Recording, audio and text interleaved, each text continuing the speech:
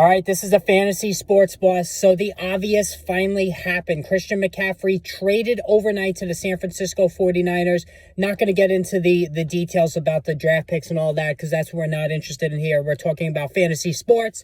Make sure you hit the subscribe, hit the notification button if you haven't done so already. So listen, I started saying this 2 weeks ago. There was no reason that the Panthers should hold on to McCaffrey. A total rebuild after they fired Matt Rule. They're down to P.J. Walker at quarterback. The team is just a joke. They already traded Robbie Anderson. So Christian McCaffrey traded overnight to the San Francisco 49ers. That was one of the teams I identified along with the Bills, the Eagles, and a couple other teams there, the Rams, that I thought were a good fit. So he goes to the 49ers, and San Francisco is now going for it. This is big. They have already two supreme wideouts in Deebo Samuel, Brandon Ayuk. They have a terrific tight end in George Kittle, and now they have the monster running back. So Christian McCaffrey, who right now to this point has been the much better player than Jonathan Taylor in fantasy football, especially of late. He's really doing his running back one overall thing in terms of running and catching the football.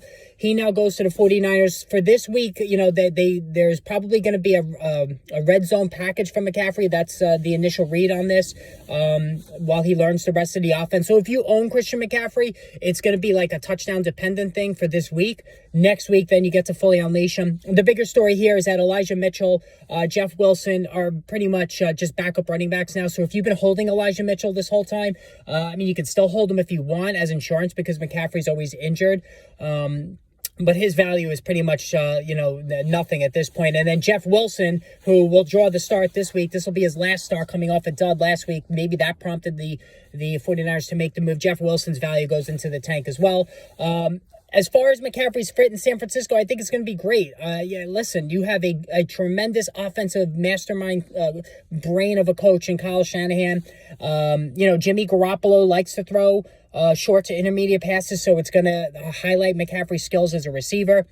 And, of course, he's going to get almost all the running opportunities. And the 49ers, say what you want about Garoppolo, he does move the football. There are ill-timed mistakes, but he moves the football. So I don't think this impacts Deebo Samuel.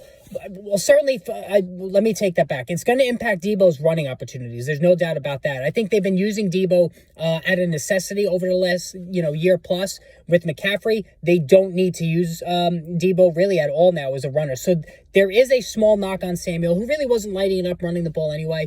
But you know what? This might preserve his body health-wise and not leave him susceptible to taking big hits as a runner. And Samuel is certainly injury-prone, as he's shown in the past. So this is probably a net positive in terms of his availability going forward, maybe just a slight decline in numbers. Brandon Ayuk, no difference. George Kittle, no difference. Now, the Carolina Panthers. One more thing. So McCaffrey, in terms of do you start him this week? I think you still start him. He's going to be a red zone guy. So based on that, he's going to be like a flex more or less than anything. I will say this: if you have very good running back depth, I would think if you have Darrell Henderson, they're off this week. That's a bad example. But if you have a good third running back that you can put in there over McCaffrey, I know it seems sacrilegious to do that, but he's really not going to get that many snaps this week. So that's the only thing I'm saying about that.